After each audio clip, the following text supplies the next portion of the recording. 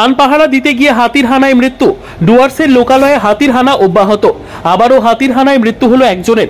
মৃতের নাম মকসেদুল রহমান। তিনি ডুয়ার্সের নাগরাকাটা ব্লকের শুল্কাপাড়া গ্রাম পঞ্চায়েতের ভক্তাধুরা এলাকার বাসিন্দা ছিলেন। স্থানীয় মৃতের পরিবার সূত্রে জানা গিয়েছে, প্রতিদিন সন্ধ্যের পর ধান খেতে হাতি তাণ্ডব চালায়। আর ধান খেতে হাতির তাণ্ডব রুখতে পাহারা দেন ধান চাষিরা। আর শুক্রবার রাতেও ধান ক্ষেত দেখছিলেন মকসেদুল বাবু। সে সময় কোনোভাবে তিনি হাতির সামনে পড়ে যান। এরপর হাতিটি তাকে শুঁড়ে তুলে আছড়ে মারে। স্থানীয় বাসিন্দা টের পেয়ে চিৎকার চেঁচামেচি করলে হাতিটি সেখান থেকে চলে যায়। এরপর জখম মকসেদুল রহমানকে উদ্ধার করে শুল্কাপাড়া হাসপাতালে নিয়ে যাওয়া হলে কর্তব্যরত চিকিৎসক তাকে মৃত বলে ঘোষণা করেন। ঘটনায় শোকের ছায়া নেমে এসেছে এলাকায়। মৃতের পরিবারকে সাহায্যের পাশাপাশি বন দপ্তরকে বাড়তি নজরদারির দাবি জানানো হয়েছে। এদিন সকালে মৃতের বাড়িতে যান স্থানীয় গ্রাম পঞ্চায়েত সদস্য। ময়নাতদন্তের পর মৃতদেহ পরিবারের হাতে তুলে দেওয়া হবে। বন দপ্তর সূত্রে জানা গিয়েছে, আবেদন করলে বন দপ্তরের নিয়ম অনুযায়ী ক্ষতিপূরণ দেওয়া হবে। গ্রামের চাচা শ্বশুর হয় মকসুদুল হক। ওদের ধান ক্ষেত আছে আমাদের বাড়ির পাশে। রাত্রেবেলা ধান খেতে যায়। ধান খেতে যাওয়ার পরে ওইখানে হাতি আসে।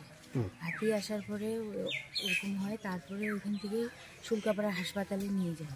শুল্কাপাড়া হাসপাতাল থেকে এখন যে মানে চিকিৎসকরা মৃত বলে আর কি। হ্যাঁ, চিকিৎসকরা মৃত্যু ঘোষণা করে। আর তারপরে যে এখন যে সরকারি যে ক্ষতিপূরণ আছে, যাতে ওইটা দেয় আমাদের, মানে পরিবারটাকে যাতে ভালোবেসে দেয়। আপনার নাম ডেজিগনেশন? নাজমা বেগম, গ্রামের পঞ্চায়েত সদস্য। এখানে অ্যাকচুয়ালি হয়েছে মানে গতকাল রাতে মানে উনি খড়বাড়ি থেকে আসতেছিল। মানে তুমি ধান পাহারা দিতে গেছিলে? হ্যাঁ, মানে ধান পাহারা দিতে গেছে আসতেছিল রাস্তাতে। হ্যাঁ, রাস্তাতে।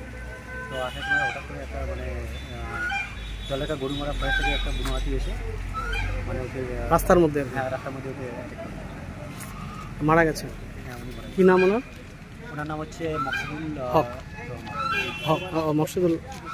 আচ্ছা, আপনার নামটা কি? আমার নাম হচ্ছে রফিকুল। আপনার কি লাগে? আমার পাড়া প্রতিবেশী।